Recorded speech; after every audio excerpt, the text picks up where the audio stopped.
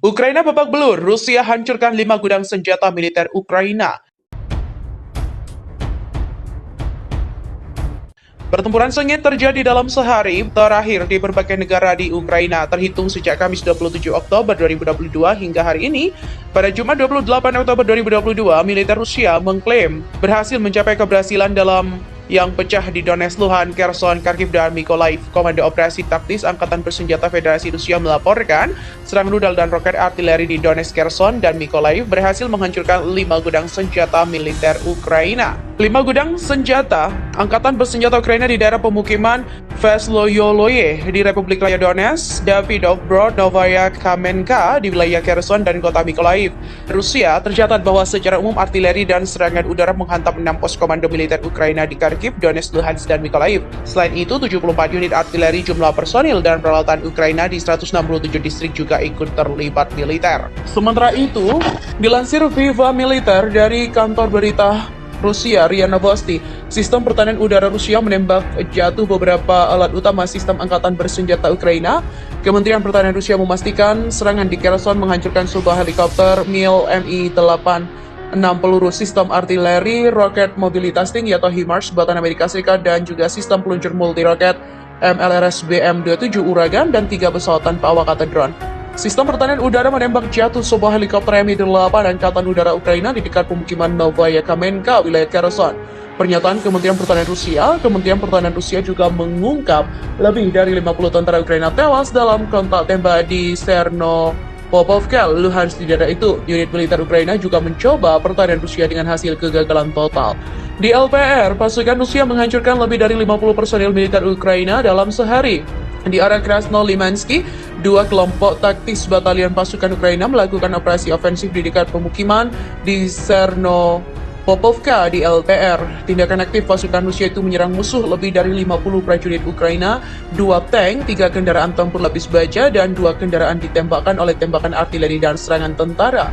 Presiden Ukraina Volodymyr Zelensky menyebut Rusia menggila karena terus berupaya menyerang dan juga merebut wilayah timur kota Bakhmut, Ukraina.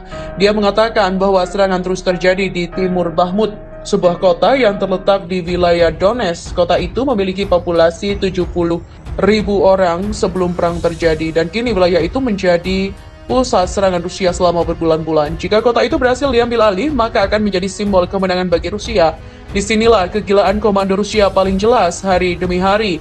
Selama berbulan-bulan mereka mendorong orang-orang pada kematian di sana, memusatkan serangan tingkat tertinggi, kata Zelensky. Penasihat Zelensky, Alexei Arestovich, mengatakan bahwa dia melihat pasukan Rusia melancarkan 8 serangan di Bakhmut sebelum waktu makan siang, dan pasukan itu telah berupaya untuk dipukul mundur.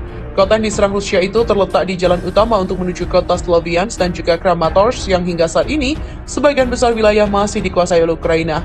Meski begitu, Rusia juga terus berupaya menyerang di sekitar Bakhmut dalam beberapa pekan terakhir. Tentara bayaran pasukan Rusia di wilayah tersebut diketahui mendapatkan dukungan dari tentara bayaran Wagner. Pemimpin dari tentara bayaran bernama Yevgeny Prigozhin berusaha untuk merebut Bakhmut sebagai hadiah politik. Kepala Tentara Bayaran pada Minggu 23 Oktober mengakui lambatnya pergerakan Rusia karena dalam sehari hanya mampu menaklukkan 100-200 meter wilayah Bakhmut, seperti dilansir dari BBC. Unit kami juga terus-menerus berhadapan dengan perlawanan musuh yang paling sengit, dan dia perhatikan bahwa musuh dipersiapkan dengan baik, termotivasi, dan bekerja dengan percaya diri dan harmonis.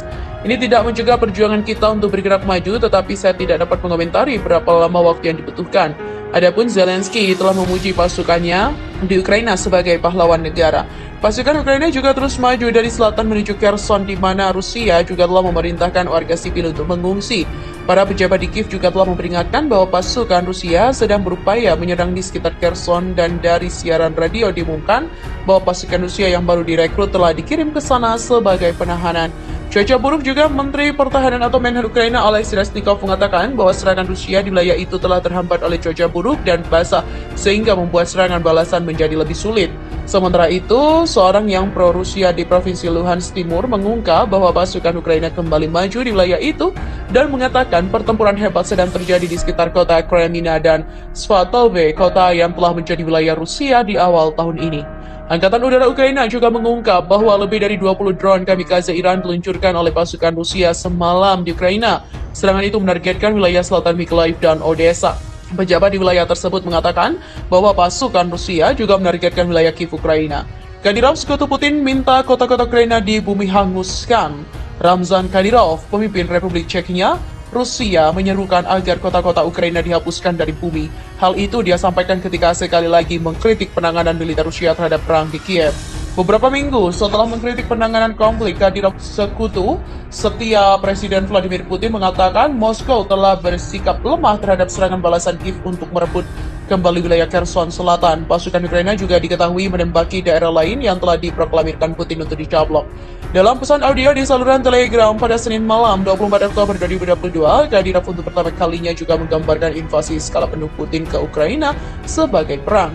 Kami bisa mengatakan bahwa kami sedang melakukan operasi militer khusus di wilayah Ukraina, tetapi perang sudah terjadi di wilayah kami dan pendapat saya, jika Anda bertanya-tanya, saya sangat tidak senang dengan itu.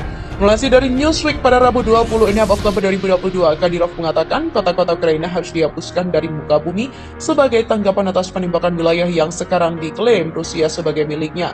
Bulan lalu, Rusia secara ilegal memproklamirkan pencaplokan 4 wilayah Ukraina, yakni Kherson, Donetsk, Luhansk, dan Zaporizhia.